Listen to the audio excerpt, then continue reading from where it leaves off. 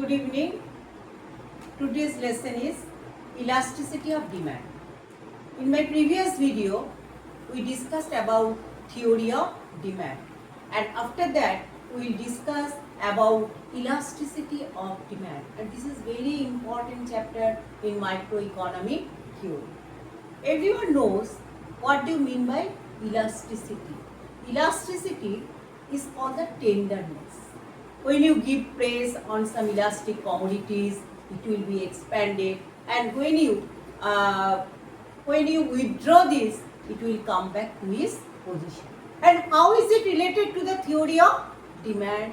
You know that demand depends on different factors.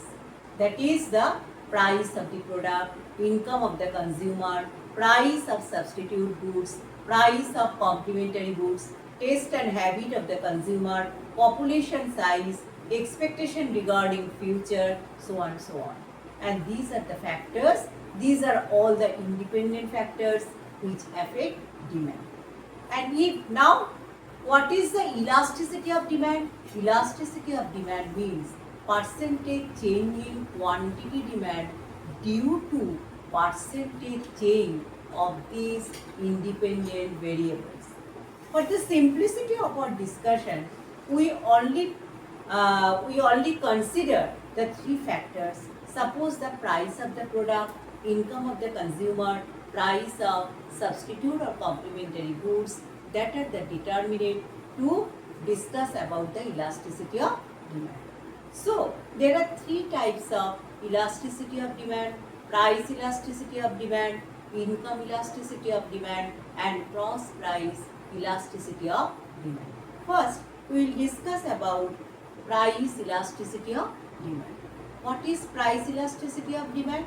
Price elasticity of demand means percentage change in quantity demand due to percentage change in price when all other factors remaining constant. Now, see the blackboard. I have already written elasticity of demand, price elasticity of demand, generally denoted by EP. So, what is EP? EP is price elasticity of demand. EP is price elasticity of demand. Price elasticity of demand. Price elasticity of demand generally denoted by EP.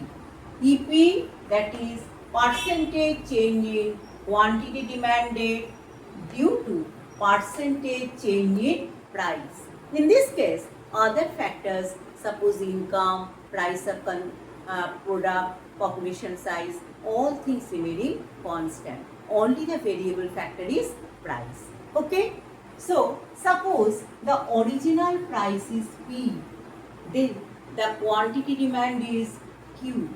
When the price changes to del P, quantity demand changes to del Q. So, price when P changes to Q, quantity demand P changes to del P, quantity demand changes to del Q. By unitary method, they will calculate in percentage method, price del P by P into 100 and del Q by Q into 100. Now we put this value in our original equation. Percentage change in quantity demand by percentage change in price. So, EP equals to del Q by del P. EP equals to del Q by Q into 100 and del P by P into 100. If 100 cancel, then we can write del Q by del P into P by Q. So, change in quantity demand by change in price into original price by original quantity demand. This is the formula of price elasticity of demand. Del Q by del P into P by Q. That means change in quantity demand by change in price into original price by original quantity demand. As price and quantity are inversely related. We know that from the law of demand. You have already know that the demand is there is an inverse relationship between price and quantity demanded. So the value of elasticity is negative, but we ignore this negative value. We take the mod value, that is the mod value. We take the positive value of price elasticity of demand. Okay, next we come, there are different values of price elasticity of demand. This is the definition of price elasticity of demand. Okay, next there are different values of price elasticity of demand. Different values of price elasticity of demand. Different values of different values of price elasticity of demand. Different values of price elasticity of demand. First, EP greater than 1. First, different values. Number 1, EP greater than 1. That means percentage change in quantity demand is greater than percentage change in price. That is, if the price of a product falls by 5% and quantity demand rises by 10%. So what is the value of elasticity? 10% by 5%, that is 2 greater than 1. That is the elastic demand. That is the elastic demand. Okay. So what will be the shape of the elastic demand? Now see the diagram. What is the shape of the elastic demand?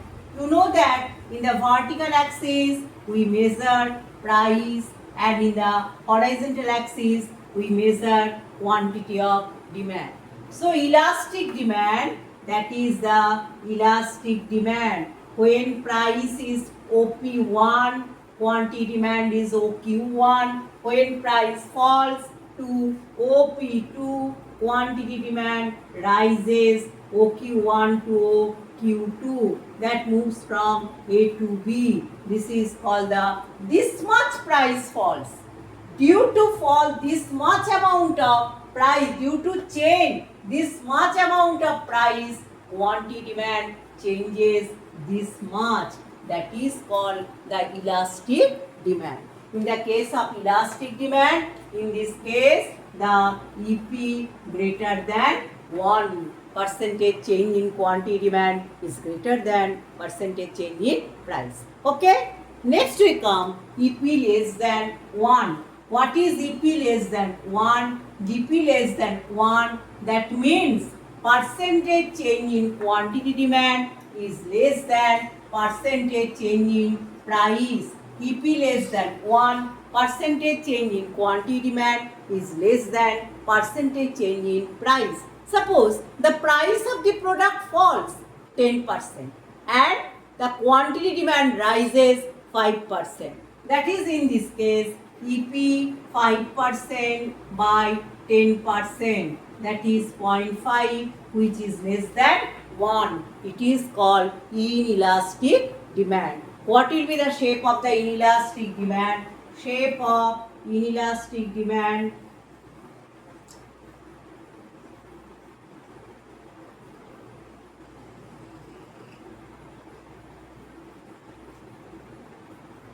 EP less than 1.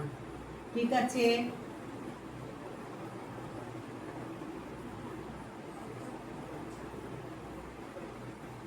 Q2.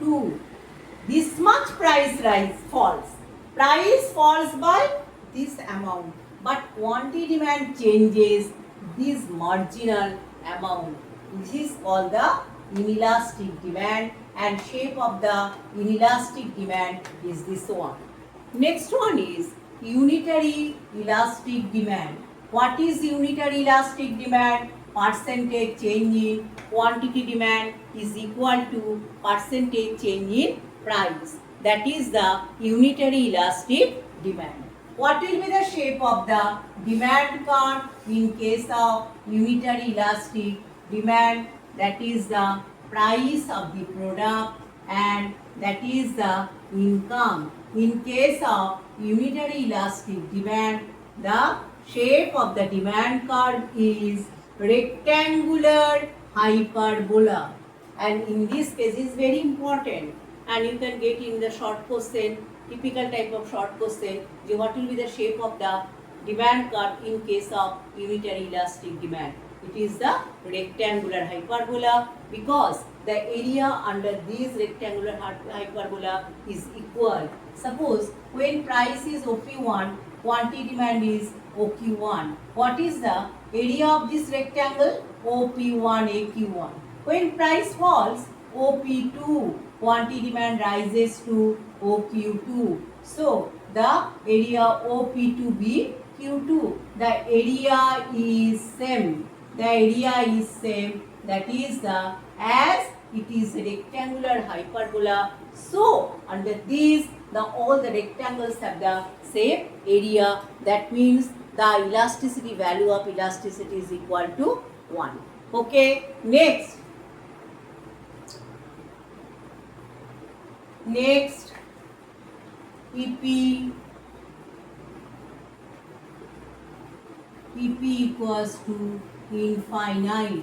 EP equals to infinite. There is no percentage change in price, but quantity demand changes to infinite. That is the price and that is the quantity demand. When there is no change in price, but quantity demand changes to infinite, that is called the perfectly elastic demand. That is perfectly elastic demand. Perfectly elastic demand. That is EP equals to del Q by del P into P by Q. No change in price. So del Q by 0 into P by Q. Something by 0, its value is infinite. And the last one is, so you see that in the case of perfectly elastic demand, the demand curve will be parallel to the x-axis. In the case of perfectly elastic demand, demand curve will be parallel to the x-axis. Next,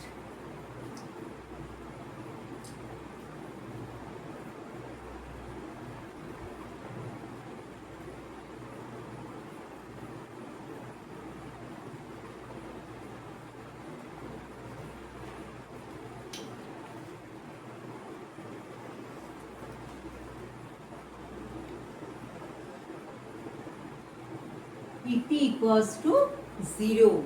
EP equals to 0, that is perfectly inelastic demand.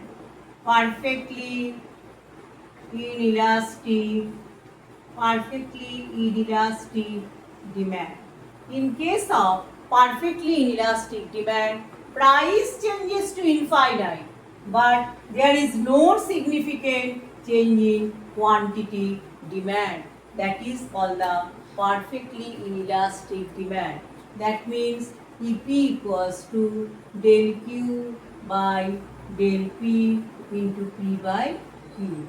Del Q by del P, no change in quantity demand, 0 by del P into P by Q, that its value is 0.